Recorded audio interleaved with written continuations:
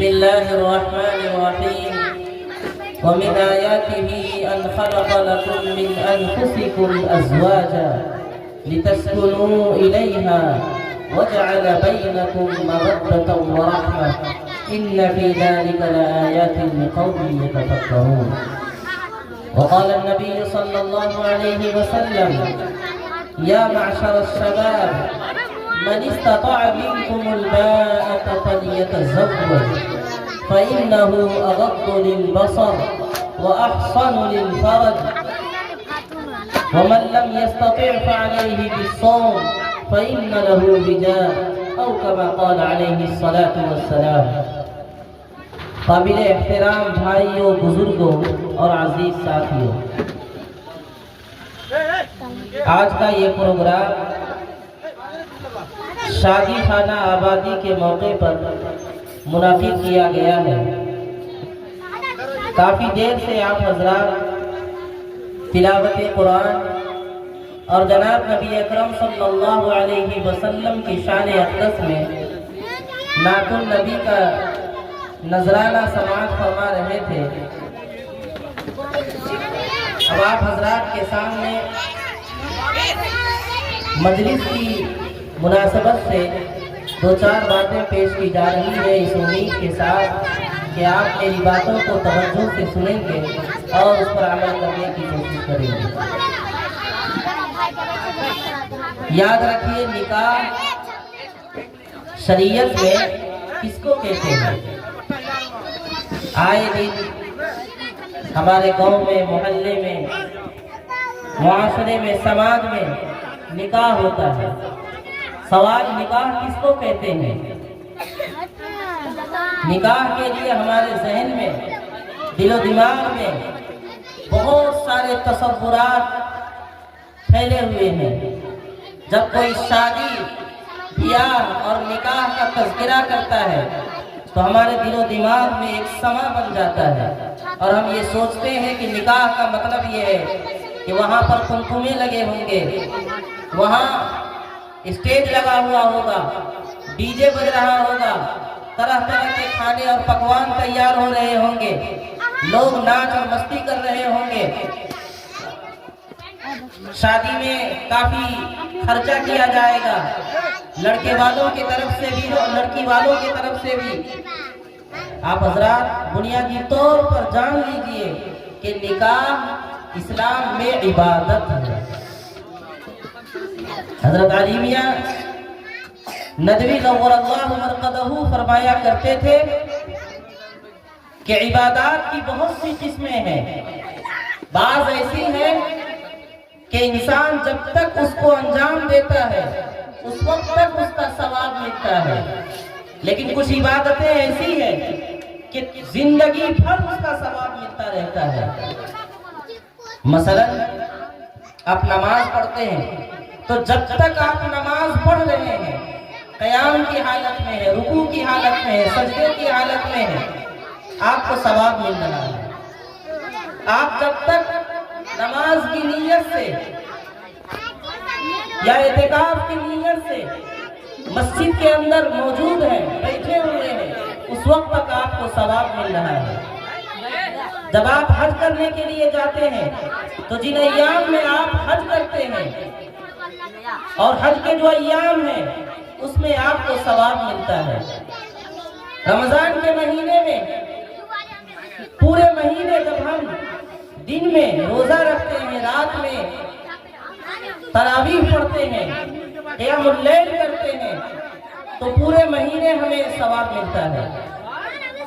تو بعض عبادتیں ایسی ہیں جس کا ثواب وقت کے ساتھ خاص ہے کہ جب تک ہم عبادت کریں گے اس وقت تک ثواب ملے گا، لیکن جب ہم نے اپنے اس عمل کو انجام دینا بند کر دیا تو ثواب بھی بند ہو جاتا ہے.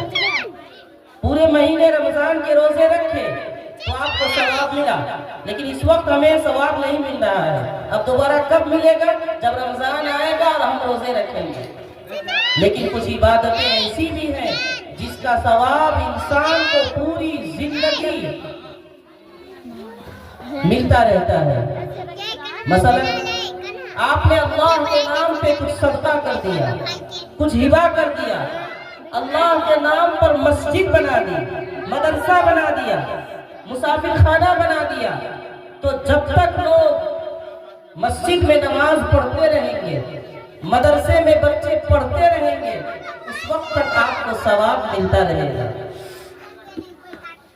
اسی طریقے سے نکاح یہ ایک ایسی عبادت ہے کہ اس کا ثواب انسان کو نکاح کے بعد سے لے کر موت تک ملتا رہتا ہے.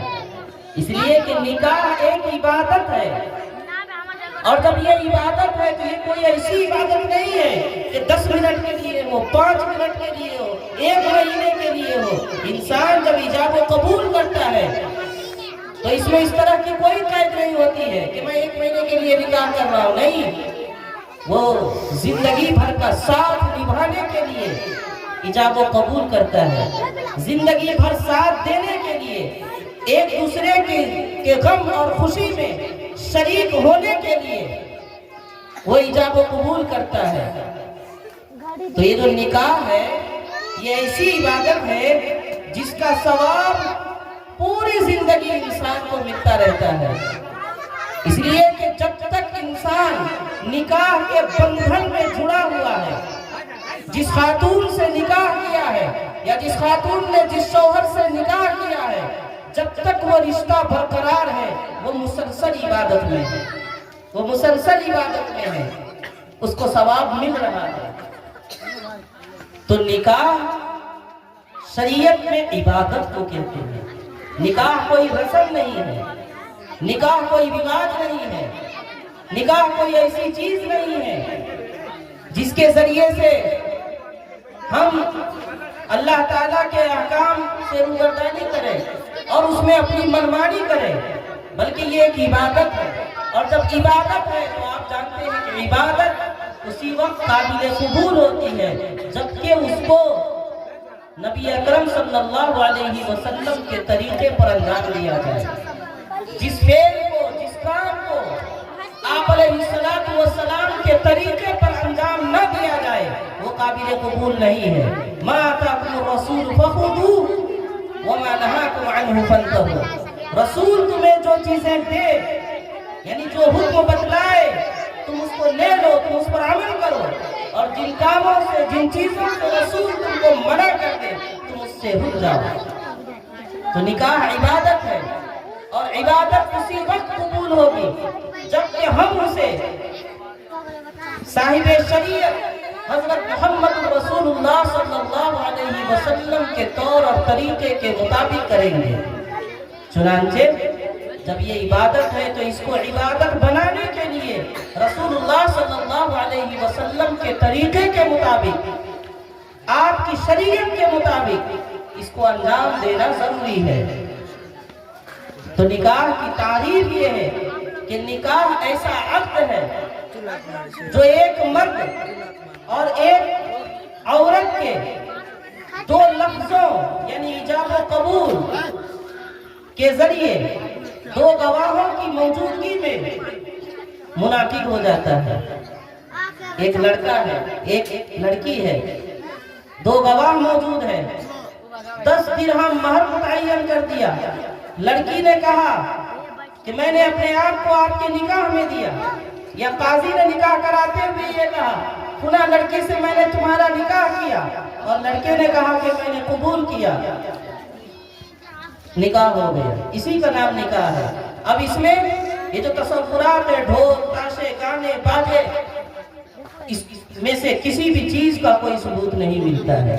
ہاں, ولیمہ کا ثبوت ملتا ہے. اللہ کے رسول صلی اللہ علیہ وسلم نے صحابہ کرام کو تلقین فرمائی کہ نکاح کے موقع پر ولیمے کا اہتمام کیا کرو.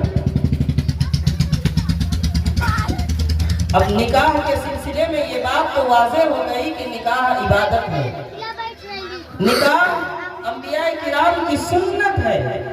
جامع ترمذی میں روایت ہے, حضرت ابو ایوب انصاری رضی اللہ تعالیٰ عنہ ارشاد فرماتے ہیں نبی اکرم صلی اللہ علیہ وسلم نے ارشاد فرمایا کہ 4 چیزیں سنن المرسلین ہیں, 4 چیزیں ایسی ہیں جو انبیاء کرام کی سنت ہے، رسولوں کی سنت ہے۔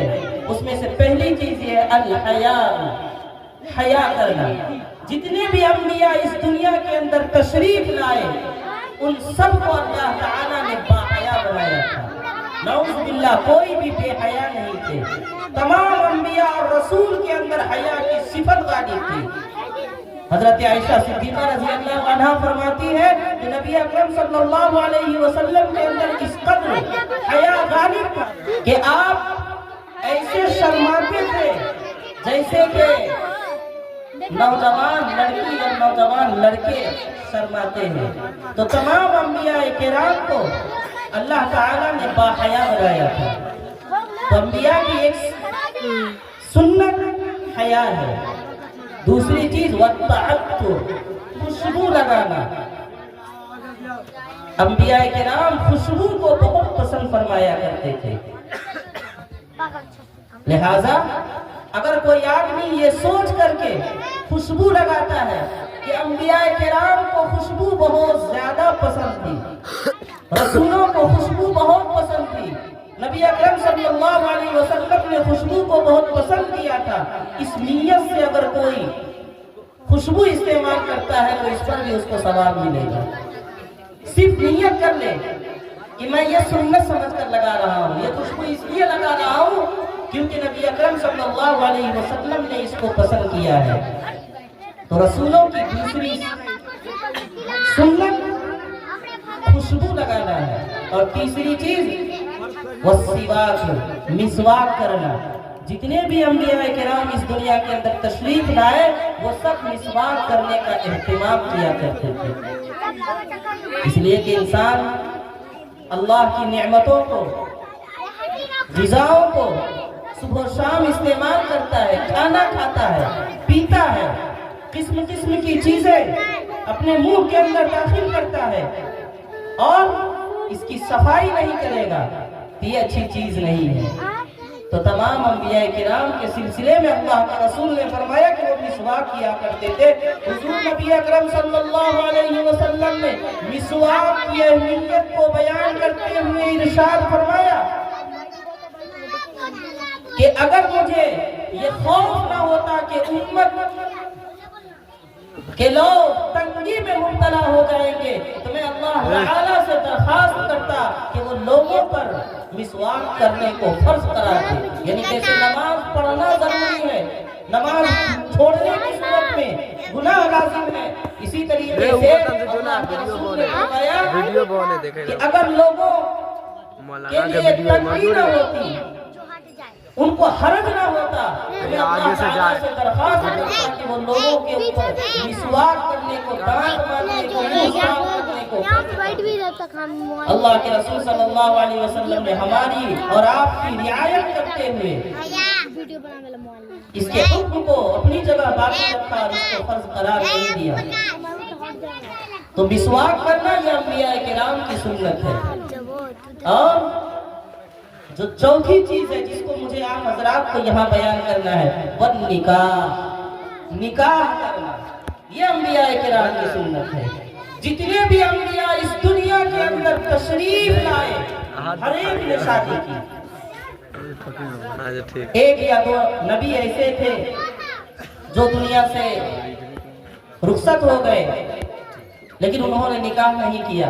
حضرت عیسیٰ علیہ السلام کو اللہ تعالیٰ نے آسمان پر اٹھا لیا، ان کا نکاح نہیں ہوا، لیکن ان کے بارے میں آتا ہے کہ وہ بھی جب دنیا میں تشریف لائیں گے قیامت سے پہلے 40 سال وہ اس روئے زمین کے اوپر رہیں گے تو ان کا بھی نکاح ہوگا۔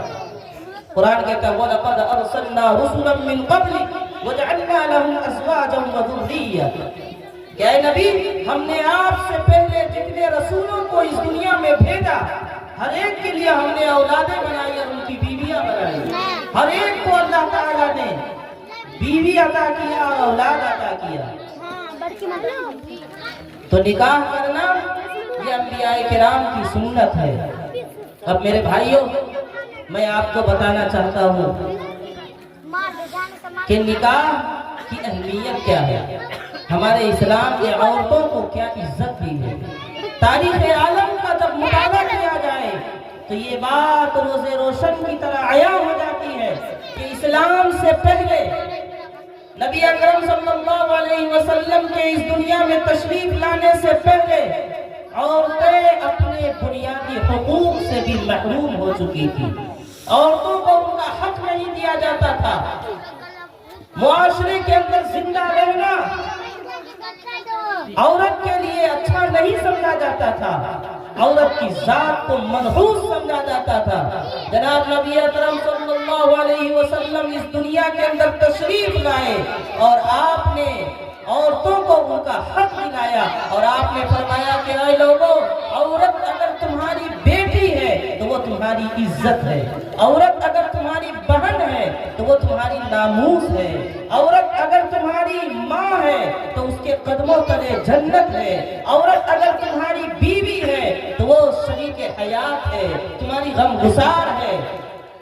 نبی اکرم صلی اللہ علیہ وسلم جب اس دنیا میں تشریف لائے تو آپ نے عورتوں کو ان کا حق دلایا. آپ تصور کیجئے وہ کیسا زمانہ تھا کہ گھر میں بیٹی پیدا ہونے کو عار سمجھا جاتا تھا. جس کے گھر میں بیٹی پیدا ہو جاتی تھی لوگ ایسا تصور کرتے تھے، سوچتے تھے کہ میری پگڑی گر گئی، اب میں کس منہ سے لوگوں کے سامنے جاؤں گا اور کیسے بتاؤں گا کہ میرے گھر میں بیٹی پیدا ہوئی ہے. اس لیے وہ اپنے ہاتھوں سے اپنے گھر کے اندر گڑھا کھود کر بیٹیوں کو زندہ درگور کر دیا کرتے تھے. وہ معصوم سی جان چیختی اور چلاتی رہ جاتی تھی اور وہ شخص اپنی زندہ بیٹی کو زمین کے اندر دفن کر دیا کرتا تھا. نبی اکرم صلی اللہ علیہ وسلم جب اس دنیا میں تشریف لاتے ہیں تو آپ فرماتے ہیں کہ اے لوگوں سنو، جس شخص کو اللہ تعالیٰ 2 بیٹی عطا کرے اور وہ ان دونوں کا نکاح کر دے، ان دونوں کی اچھی پرورش کر دے، پھر ان کا نکاح کر دے تو وہ جنت میں میرے ساتھ ایسے رہیں گے جیسے کہ آپس میں یہ 2 انگلیاں ملی ہوئی ہیں. دیکھیے یہ انگلیاں کتنی قریب ہیں. اللہ کے رسول نے فرمایا کہ جس کو اللہ نے 2 بیٹی عطا کی اور وہ ان دونوں کی پرورش کرے اور اس کا نکاح کر دے تو جنت میں وہ میرے ساتھ ایسے رہیں گے جیسے کہ یہ 2 انگلیاں آپس میں ملی ہوئی ہے. اور ایک روایت میں آیا اللہ کے رسول صلی اللہ علیہ وسلم نے ارشاد فرمایا جس شخص کو اللہ تعالیٰ نے 3 بیٹی عطا کی، اگر کسی باپ نے اپنی بیٹی کی سرپرستی کی، باپ نہیں ہے تو بھائی نے سرپرستی کی، اپنی بہن کی، اس کی پرورش کیا، اس کی دیکھ ریکھ کی، اس کا دیکھ بھال کیا، اس کو تعلیم کے مراحل سے گزارا، یہاں تک کہ اس کو آزاد کر دیا، یعنی عزت کے ساتھ اس کا نکاح کر دیا. اللہ کے رسول صلی اللہ علیہ وسلم نے فرمایا ایسے شخص پر اللہ تعالیٰ جنت الفردوس کو واجب کر دیتا ہے. جو شخص اپنی بیٹی کی پرورش کرتا ہے اور عزت کے ساتھ اس کا نکاح کر دیتا ہے، اللہ تعالیٰ ایسے شخص کے اوپر جنت الفردوس کو واجب کر دیتا ہے. حدیث پاک میں 3 بیٹیوں کے سلسلے میں اللہ کے رسول نے یہ بشارت سنائی. حضرت عبداللہ ابن عباس رضی اللہ تعالیٰ عنہ فرماتے ہیں کہ عرض کیا گیا اے اللہ کے رسول، اگر کسی کو اللہ تعالیٰ نے 3 بیٹی نہیں دیا 2 بیٹی دیا اس پر کیا اجر ہے؟ آپ علیہ السلام نے فرمایا اگر کسی کو 2 بیٹی دیا اور اس نے اس کی پرورش کی اور اس کو آزاد کر دیا یعنی اس کا نکاح کر دیا تو اس پر بھی یہی اجر ہے، یعنی اللہ تعالیٰ جنت الفردوس کو واجب کر دے گا. آگے حضرت عبداللہ ابن عباس رضی اللہ تعالیٰ عنہ فرماتے ہیں اگر کسی کو اللہ تعالیٰ نے 2 بیٹی نہیں عطا کی بلکہ صرف 1 بیٹی عطا کیا اور اس نے اس کی پرورش کی یہاں تک کہ اس کو آزاد کر دیا یعنی اس کا نکاح کر دیا تو اس پر بھی اللہ تعالیٰ وہی نعمت عطا کرے گا جو 3 بیٹیوں پر اور 2 بیٹی پر عطا کرتا ہے یعنی جنت کو واجب کر دے گا.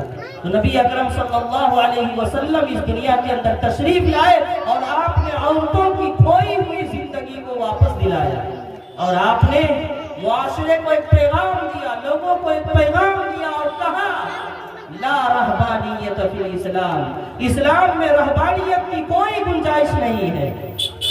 دنیا کے اندر مختلف مذاہب موجود ہیں جہاں کنوارا بن کر زندگی گزارنا، سنیاس لے لینا، پنڈت اور باباجی بن کے زندگی گزارنا، راہب بن کر زندگی گزارنا اچھا تصور کیا جاتا ہے۔ لوگ یہ سوچتے ہیں کہ جب ہم راہب بن کر زندگی گزاریں گے، عیسائیوں کے یہاں یہ تصور ہے کہ جو عورت راہبہ بن کر زندگی گزارتی ہے اور جو مرد راہب بن کر زندگی گزارتا ہے، یعنی وہ دونوں آپس میں نکاح نہیں کرتے ہیں، شادی نہیں کرتے ہیں، زندگی بھر کنوارے رہتے ہیں، تو اللہ تعالیٰ کی معرفت اس کو حاصل ہوتی ہے۔ رسول اللہ صلی اللہ علیہ وسلم نے اس عقیدے کی تردید فرمائی اور آپ نے فرمایا لا رہبانیت فی الاسلام، اسلام میں رہبانیت نام کی کوئی چیز نہیں ہے، اسلام میں رہبانیت کی کوئی گنجائش نہیں ہے۔ اگر اللہ تعالیٰ کی ذات تک پہنچنا چاہتے ہو، اللہ کی رضا کو حاصل کرنا چاہتے ہو، تو تمہیں اس کے لیے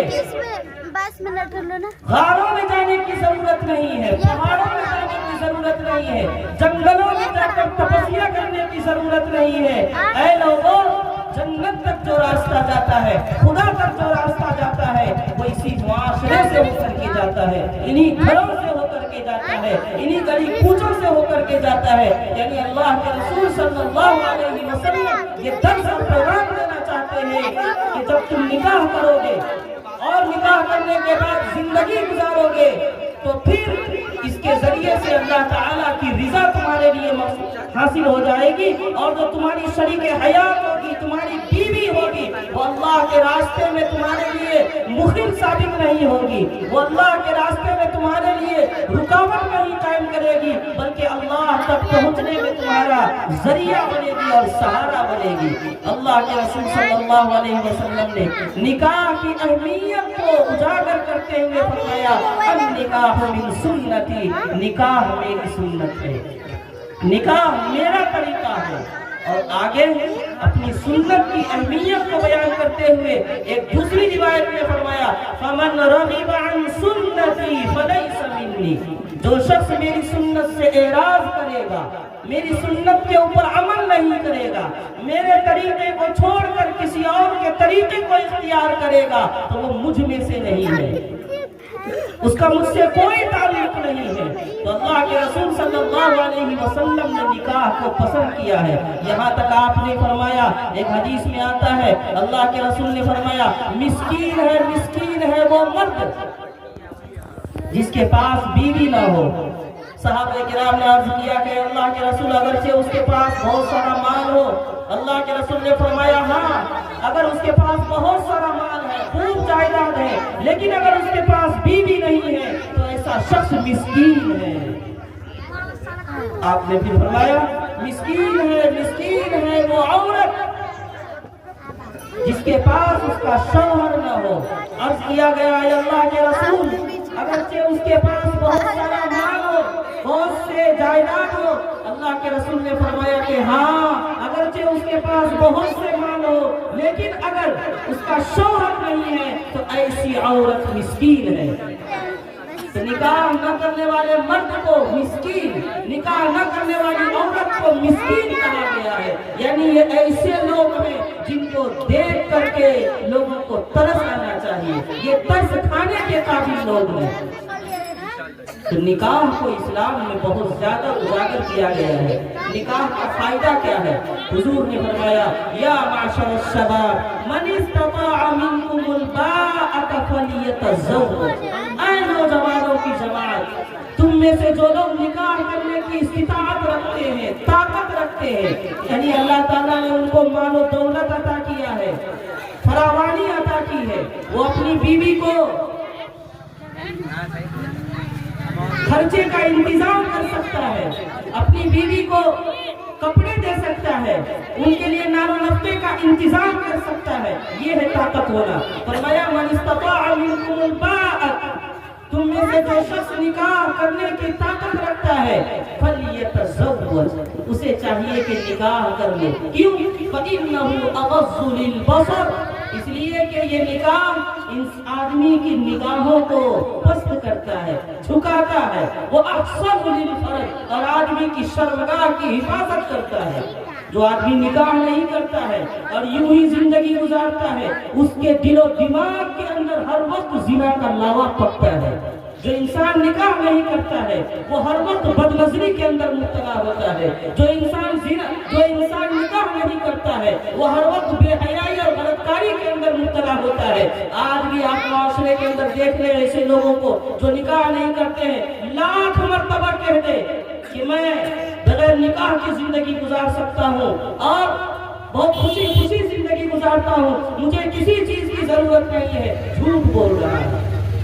اس لیے کہ جیسے انسانوں کے لیے کھانے کی، پینے کی، ساری چیزوں کی ضرورت ہوتی ہے، ایسے ہی بیوی کی بھی ضرورت ہوتی ہے۔ جو انسان نکاح نہیں کرتا ہے، فرمایا کہ ویسا انسان اپنی نگاہوں کی حفاظت نہیں کر سکتا ہے، اور جو آدمی نکاح کر لیتا ہے گویا وہ اس نے اپنی نگاہوں کی حفاظت کر لی، اپنی شرمگاہوں کی حفاظت کر لی، اور جس نے نکاح نہیں کیا نہ وہ نگاہوں کو بچا سکتا ہے اور نہ وہ اپنی شرمگاہ کو بچا سکتا ہے۔ اللہ کے رسول نے فرمایا وَمَن لَّمْ يَسْتَطِعْ فَعَلَيْهِ بِالصَّوْمِ، اور جو آدمی نکاح کرنے کی طاقت نہیں رکھتا ہے اسے چاہیے کہ روزہ رکھے۔ روزہ رکھنے سے خواہشات مٹتی ہے، خواہشات کمزور ہوتی ہے، خواہشات ختم ہو جاتی ہے، یہ انسان کی زبان کے اوپر، نگاہوں کے اوپر اثر انداز ثابت ہوتی ہے، یہ انسانوں کے نگاہوں کو جھکاتی ہے، شرمگاہوں کی حفاظت کرتی ہے۔ اس لیے اللہ کے رسول نے فرمایا اگر کوئی آدمی غریب ہے اور وہ نکاح کرنے کی طاقت نہیں رکھتا ہے تو اس کو چاہیے کہ وہ روزہ رکھے، اس کو چاہیے کہ وہ روزہ رکھے۔ تو نکاح کا ایک مقصد یہ ہے عفت و پاک دامنی حاصل کرنا، عفت و پاک دامنی حاصل کرنا، نکاحوں کی حفاظت کرنا، اپنے آپ کی حفاظت کرنا، اپنی زندگی کی حفاظت کرنا۔ اور آگے نکاح کا جو ایک مقصد ہے میں اسی پر ختم کرتا ہوں، وَمِنْ آيَاتِهِ أَنْ خَلَقَ لَكُم مِّنْ أَنفُسِكُمْ أَزْوَاجًا لِتَسْكُنُوا إِلَيْهَا۔ نکاح کے مقاصد میں سے ایک مقصد یہ بیان کیا گیا ہے کہ اللہ تعالیٰ نے تمہارے لیے جوڑے اس لیے بنائے، تمہاری بیویاں اس لیے بنائی تاکہ تم اس سے سکون حاصل کرو۔ جو آدمی کے پاس بیوی نہیں ہوتی ہے یا جوانی میں بیوی گزر جاتی ہے، اس کے دل پر کیا گزرتی ہے اس سے پوچھئے۔ جن کے پاس شریک حیات نہیں ہے اس سے پوچھئے، اور جن کے پاس شریک حیات ہے وہ جانتا ہے کہ بیوی کس قدر سکون کا سامان فراہم کرتی ہے، سکون کا ذریعہ بنتی ہے۔ تو نکاح کے مقاصد میں سے ایک مقصد یہ ہے کہ اس کے ذریعے سے دونوں کو سکون حاصل ہوتا ہے، بیوی کو شوہر سے سکون حاصل ہوتا ہے اور شوہر کو بیوی سے سکون حاصل ہوتا ہے۔ تو میرے بھائیوں یہ ہے نکاح کی حقیقت، نکاح کی اہمیت اور نکاح کے مقاصد۔ اللہ تعالیٰ ہم سب کو کہنے سننے سے زیادہ عمل کی توفیق عطا فرمائے۔ وآخر دعوانا الحمد للہ رب العالمین۔